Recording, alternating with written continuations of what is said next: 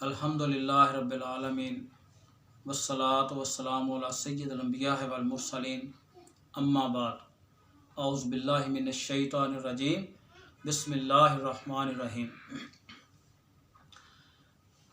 قرآن کے اندر اللہ تعالیٰ نے حضرت یونس علیہ السلام کے واقعے کو بڑی اہمیت کے ساتھ بڑی فضیلت کے ساتھ بیان کیا ہے کہ جس کو ہمیں پڑھنے کی اور سمجھنے کی ضرورت ہے۔ بہت جلالی غصے والے طبیعت کے تھے۔ جب قوم نے بہت زیادہ اللہ کی نافرمانیاں شروع کر دیں تو سلیمان علیہ السلام نے اپنی قوم سے کہا کہ اے میری قوم، اللہ کی نافرمانیوں سے باز آ جاؤ، وگرنہ اللہ کا عذاب، اللہ کی پکڑ بہت سخت ہے اور وہ کسی وقت بھی آ سکتی ہے۔ پھر اللہ تعالیٰ یہ نہیں دیکھتا کہ بستی میں کون لوگ ہیں، کتنے نماز پڑھنے والے ہیں، کتنے اللہ کی عبادت کرنے والے اور کتنے نافرمان ہیں، پھر پوری بستی پہ عذاب آتا ہے۔ تو ابھی بھی وقت ہے، اے میری قوم، اللہ کی نافرمانی چھوڑ کے اللہ تعالیٰ کی فرما برداری کرو، اللہ تعالیٰ کو وحدہ لا شریک مانو۔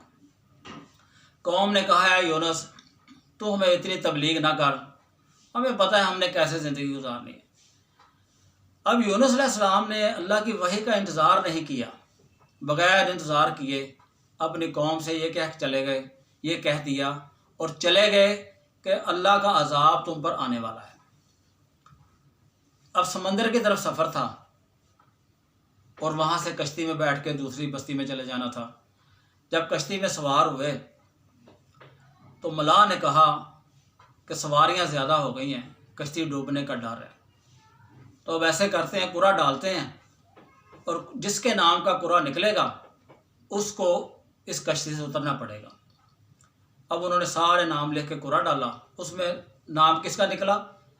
حضرت یونس علیہ السلام کا۔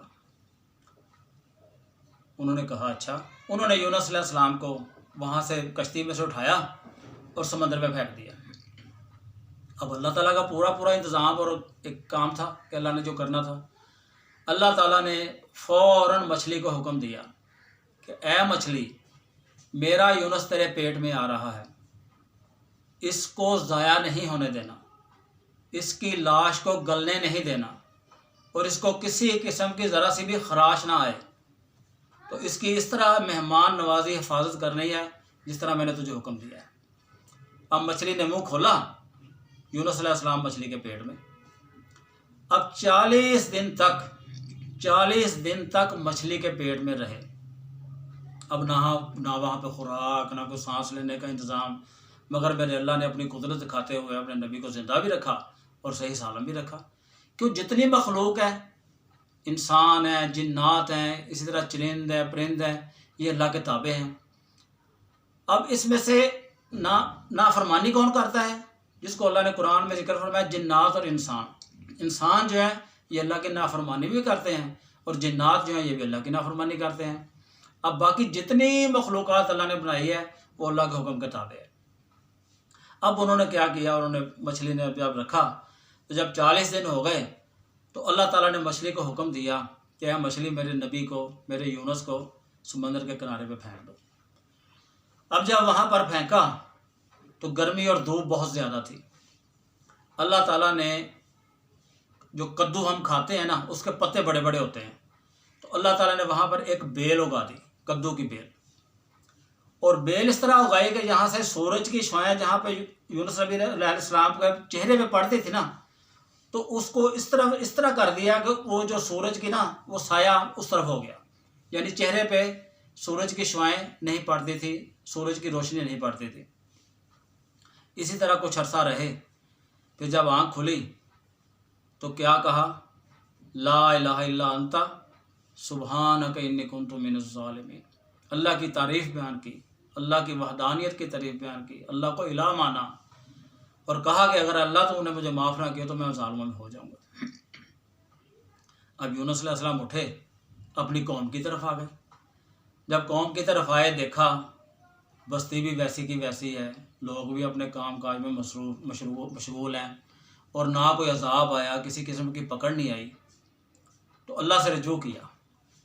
اللہ تعالیٰ نے کہا ہے یونس، تم نے بہت جلد بازی کی، جب تم ان کو عذاب کا کہہ کے چلے گئے اور میری وحی کا بھی انتظار نہیں کیا تو کیا ہوا؟ آپ کی قوم نے میرے سے معافی مانگ لی اور مجھ سے سچے دل سے توبہ کر لی تو میں نے اے یونس تیری قوم کو معاف کر دیا۔ اس میں سبق ہے، بہت بڑا سبق ہے کہ اللہ تعالیٰ جب سنتا ہے تو جو سلیمان علیہ السلام کا لشکر گیا تھا اس چیونٹی کی بھی سن لی، جو کیا کہہ رہی ہے کہ بھاگو بھاگو سلیمان کا لشکر آ رہا ہے، کہیں ہم اس کے پاؤں کے نیچے آ کے دب کے آ کے مر نہ جائیں۔ سلیمان علیہ السلام جس مقصد سے نکلے تھے بارش کے لیے، دعا کے لیے، اب چونٹی جو ہے اس نے بھی دعا کر دی کہ اللہ اپنی رحمت کی بارش برسا دے۔ سلیمان علیہ السلام نے جب کہا کہ آؤ بھی، لشکر سے بولا کہ آؤ بھی چلیں، تو لشکر نے کہا ابھی تو ہم نے دعا بھی نہیں کی، تو سلیمان یہ کیا کہا؟ بس دعا اللہ نے سن لی۔ مقصد کیا ہے سمجھانے کا یہ واقعہ کہ اللہ تعالیٰ جب سنتا ہے چیونٹی کی سن لیتا ہے، اور جب واپسی کر دیتا ہے تو نبی کی بھی نہیں مانتا۔ کیوں؟